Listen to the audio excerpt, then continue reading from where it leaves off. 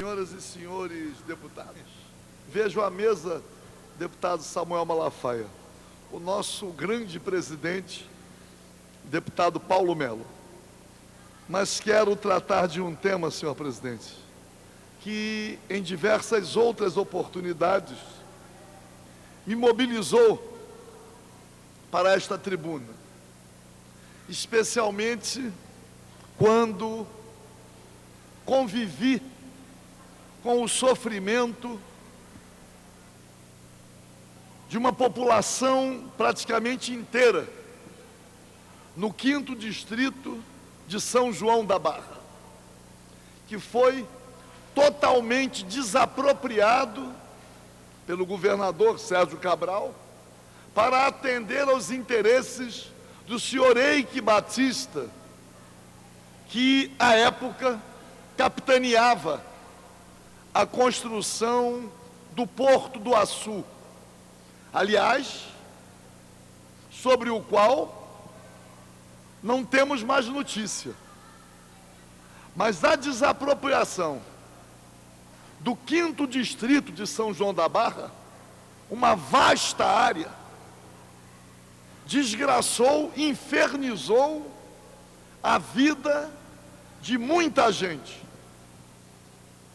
principalmente daqueles que viviam da agricultura familiar,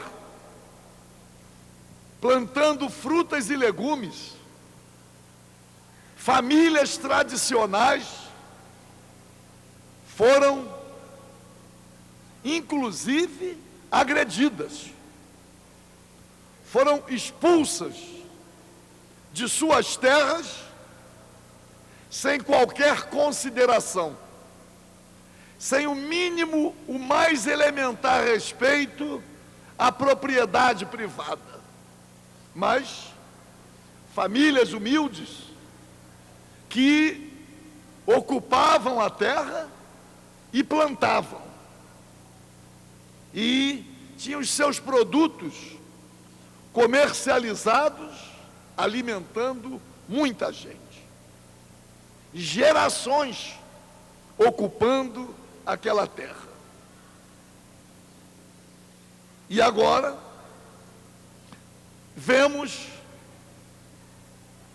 o senhor Eike Batista, que há dias atrás, deputado Luiz Paulo Corrêa da Rocha, depois de ter sido apresentado como um dos homens mais ricos do mundo, dando uma cínica entrevista, dizendo que estava voltando a ser classe média. Aliás, coisa que ele nunca foi, porque ele é herdeiro de um outro império, construído fraudulentamente pelo senhor Eliezer Batista, seu pai. Pois não, deputado Luiz Paulo Corrêa da Rocha? Senhor deputado Paulo Ramos, a que Vossa Excelência falou em classe média, eu ainda há pouco, eu sei que Vossa Excelência tem interesse nessa questão, falava com o presidente Paulo Melo, presidente da nossa casa, e ele me informava que ele pediu um parecer à Procuradoria da Casa sobre uma polêmica que tem havido aqui, se aqueles benefícios concedidos aos CCDAOs no semestre passado eram extensíveis ou não aos CAIs, e afirma ele que o será. Então, como o senhor também é um daqueles que se preocupam sempre com o equilíbrio dos funcionários da casa, eu achei que devia fazer essa ponderação publicamente a Vossa Excelência, me perdoando por interrompê-lo. Agradecendo, porque tranquiliza uma parcela de servidores que havia realmente ficado prejudicada. Mas, senhor presidente, os meios de comunicação, os jornais dizem: Eike é denunciado por formação de quadrilha. É a terceira denúncia feita pelo Ministério Público Federal em menos de 15 dias. O prejuízo estimado, só com a empresa OGX, chega à casa de 14 bilhões. É claro que muitos são os prejudicados, especialmente os chamados acionistas minoritários. As ações da OGX chegaram a ultrapassar o valor unitário de R$ 23, e hoje valendo menos de R$ 1. Imagina, para aqueles que acreditaram na propaganda enganosa feita pelo senhor Eike Batista e que investiram, acreditaram que o senhor Eike Batista era homenageado em todos os pontos do nosso país.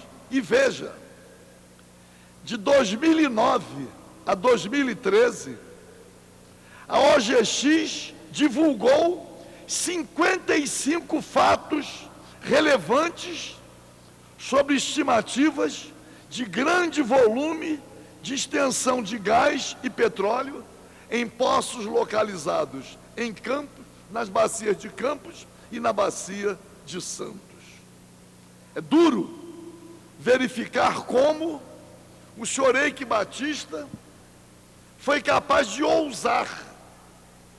E agora, 3 denúncias. Diz aqui a matéria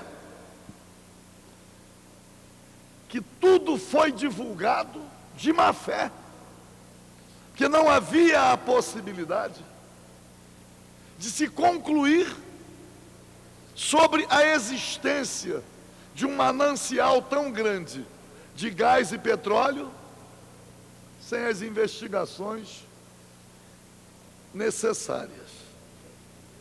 Diz também que as 3 denúncias tomam por base processos administrativos que tramitam na Comissão de Valores Mobiliários.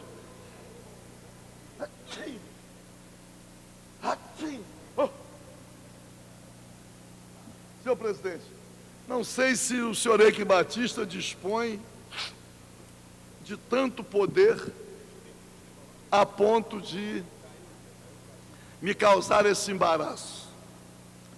Mas veja, senhor presidente, os crimes constantes das denúncias. Foi denunciado por 5 crimes: falsidade ideológica, crime contra o sistema financeiro, associação criminosa, lavagem de dinheiro e uso de informação privilegiada. É de se imaginar, pela prática de tantos crimes, apenas na OGX. Mas o senhor Eike Batista tem inúmeras outras. E aí, senhor presidente, está sendo denunciado com mais 7 executivos do grupo. Mas aí vem a certeza da impunidade, ou da possibilidade da impunidade, na palavra do advogado. Um advogado respeitável e que conhece os trâmites, os recursos, os escaninhos da nossa justiça.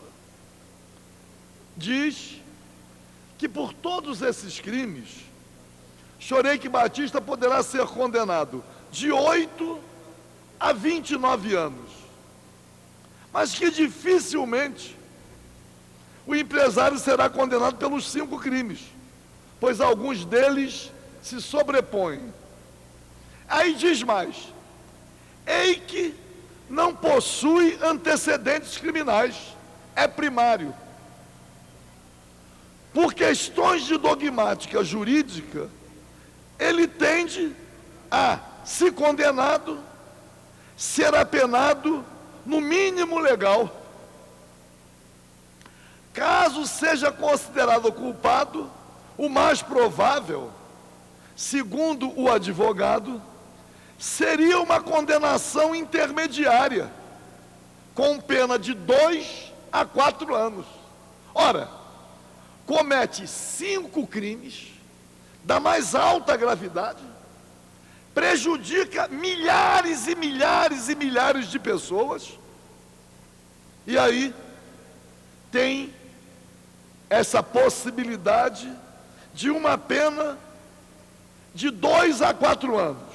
Aí insiste o advogado, se o cenário se confirmar, isso autoriza a substituição da pena restritiva, isso autoriza a substituição por pena restritiva de direitos, ou cumprimento no regime aberto. Comete 5 crimes, no valor estimado de mais de 14 bilhões, leva à rua da amargura milhares de pessoas e ainda caminha para, se condenado, cumprir a pena em regime aberto. É duro, senhor presidente. Fico me lembrando daquela população sofrida do 5º Distrito de São João da Barra. Convivi aqui com as representações dos acionistas minoritários, pessoas que amealharam honestamente recursos e investiram. Então, senhor presidente, eu encaminhei um requerimento para a criação de uma comissão parlamentar de inquérito para investigar o senhor Eike Batista, em homenagem ao mínimo de moralidade pública. Não é possível. Portanto, senhor presidente, em solidariedade aos prejudicados, é de se esperar que o senhor Eike Batista, independente ou não de ser primário, mas pela prática de tantos crimes, por todos os abusos cometidos, que ele seja condenado à pena máxima e não tenha direito a nenhum outro privilégio. Muito obrigado. O próximo orador inscrito é o senhor deputado Conte